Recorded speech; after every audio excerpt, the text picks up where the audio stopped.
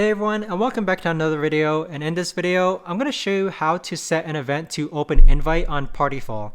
Now this video is going to be particularly useful for individuals. Let's say that you're co-hosting an event on Partiful, but you just want to invite everyone and anyone that anyone actually knows. Either way, this video is going to be short, sweet, and simple, guys. There's not going to be a lot of steps involved. But first, what you're going to do is that you're going to go onto the Partiful app.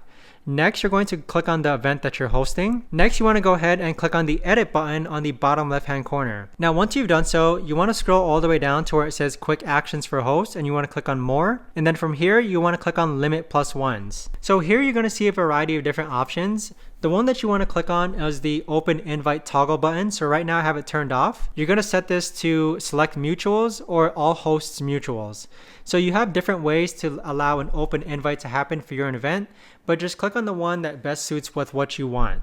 But that right there, guys, is the best and easiest way that I know of to actually go ahead and allow open invites on your event on Partiful. If you guys know of a better or easier way to actually do this, let me know in the comments down below. I would love to know. Thanks so much for watching, everyone, and I'll see you guys all in the next video.